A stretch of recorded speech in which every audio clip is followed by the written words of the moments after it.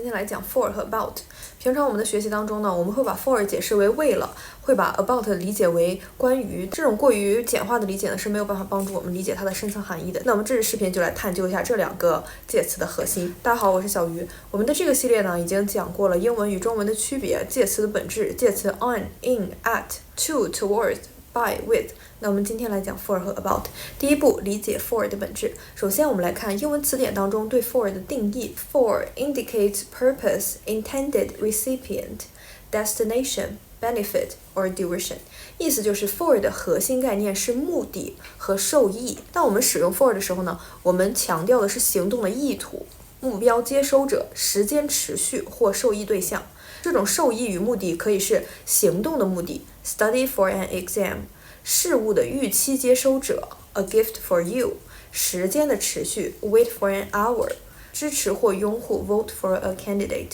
第二步，理解 about 的本质。那我们来看词典当中对 about 是怎么定义的。 About indicates the subject or focus of attention, activity or emotion or approximate location, number or time。 所以 about 的核心概念是话题和围绕。当我们使用 about 的时候呢，我们强调的是某事物是谈论的主题，或者某物在物理或概念上围绕着另一物。那这种话题和围绕可以是讨论的主题 talk about politics， 情感或活动的焦点 worry about the future， 大致的时间或数量 about 5 o'clock， 还有空间上的围绕 look about the room。第三步 for 在表达目的和受益中的应用。目的和原因。当我们说我在为考试而学习 I'm studying for my exam， 这药是治头痛的 This medicine is for headaches。 他因担心错过火车而早早离开 He left early for fear of missing the train。 在这些例子当中呢， for 强调的是行动的目的或理由。受益者和接收者，我给妈妈买了礼物 I bought a gift for my mother。她为全家做了晚餐 She cooked dinner for the whole family。 这个座位是为老人预留的 This seat is reserved for the elderly。 这些例子是展示的 for 表示受益者或者预期接收者的用法。其实你会发现在翻译的时候，这个用法也被翻译为为了或者是为，对吧？时间和持续，我已经等了2个小时 I've been waiting for 2 hours。 他们在巴黎住了10年 They lived in Paris for 10 years。 这个职位是6个月期限的The position is for 6 months。 这些例子显示的是 for 用于表示时间的持续或期限。第四步 about 在表达话题和围绕中的应用。话题和主题。当我们去说我们谈论了天气 We talked about the weather。 这本书是关于第2次世界大战的 The book is about World War II。 我担心你的健康 I'm concerned about your health。 那么在这些例子当中 about 强调的都是谈论、思考或者感受的主题。大约和近似，大约3英里远 It's about 3 miles away。 他大概中午到达 He will arrive about noon。 派对上大约有50人 There were about 50 people at the party。 这些例子展示的都是 about 表示近似数量、位置或时间的用法。周围和四处，看看你的周围 Look about you。 他环顾了房间 She glanced about the room。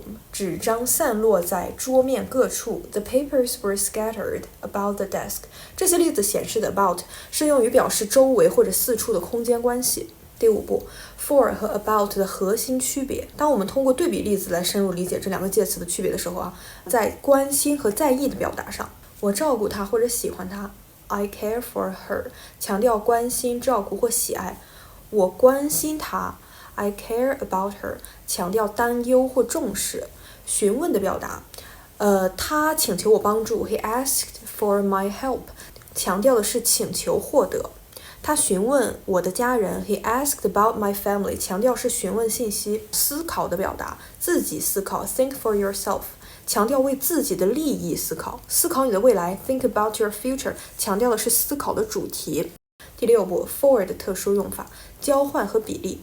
I paid $10 for this book。 我花10美元买了这本书，强调的是交换价值。$1 for 4 apples， 1美元4个苹果，强调的是一个比例的关系。意见和态度，我支持这个提案 I'm for the proposal， 强调支持立场。这是最好的 It's for the best， 强调积极评价。目的地和方向，开往伦敦的火车 The train for London，强调目的地。我们正前往山区 ，We're heading for the mountains， 强调的是方向。第7步 about 的特殊用法，准备和打算。我们正要离开 ，We're about to leave， 强调即将发生。我正打算给你打电话 ，I was about to call you， 强调意图。特性和能力，它有些特别之处 ，There's something special about her， 强调特性。我喜欢这辆车的地方 ，What I like about this car， 强调特点、原因和情绪。为这个消息感到高兴 ，Happy about the news， 强调情绪的源头。为旅行感到兴奋 ，Excited about the trip， 强调情绪的理由。第8步，比较常见的 for、about 短语的区别。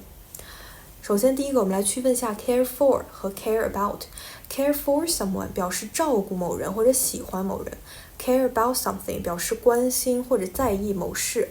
ask for 和 ask about，ask for help 表示请求帮助 ，ask about the situation 表示询问情况。那么 look for 和 look about 的区别 ，look for your keys 表示寻找你的钥匙。Look about the room 表示环顾房间。其实这几个短语的区别我们没有去特别展开，根据上面讲的这两个介词它的核心用法的不一样，其实你能够自己推断出来为什么这两个短语不一样啊，我们就不全部再展开了。接下来第9步常见短语与表达 for 的常见短语，我把它全部都贴在这里，大家可以截图也可以做笔记。接下来是 about 的常见短语，我也把它全部都贴在这里，大家注意截图和做笔记。其实我们平常就是以前在学校里面背的固定用法呀 ，for 和 about 的短语还是很常见的。我建议大家还是可以去稍微记忆一下。我们知道这些核心用法之后，不代表说就不再去记忆跟介词相关的知识了，而是说你学了这些核心概念之后，你再去进行记忆的时候，会让你记得更快也更深刻。总结一下，建立 for、about 的目的和话题感。理解 for 和 about 不是记忆无数的用法，而是你要去理解这个核心概念啊。for 强调的是目的和受益，侧重于为了什么或者为了谁。about 强调话题和围绕，侧重于关于什么或围绕什么。任何时候去使用这两个介词呢，你要问自己，我是在表达目的、受益者或持续时间吗？选 for。我是在强调谈论的主题或大约的情况吗？选 about。我是在表示支持立场或交换价值吗？选 for。我是在描述情绪的来源或周围的空间吗？选 about。最后留几个小练习和应用，试着用目的与受益和话题围绕的概念来解释以下表达：感谢你的帮助，对你的项目感到好奇，这对你的未来很重要，告诉我关于你自己的事。还有他昨天出发去伦敦了。这练习用的小短语我就都贴在这里。我们下一期呢来讲 through 和 across。讲完这个之后呢，我们再来讲一下 of 和 from。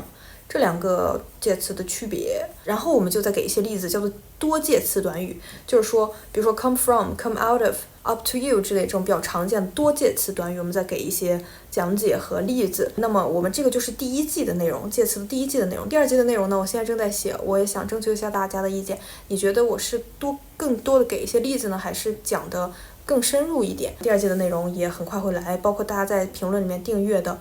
of 这个词会在第2季的内容当中赶紧开始讲，欢迎大家去复习前面的视频，也欢迎大家订阅这个频道，我们一起把英语越学越好吧。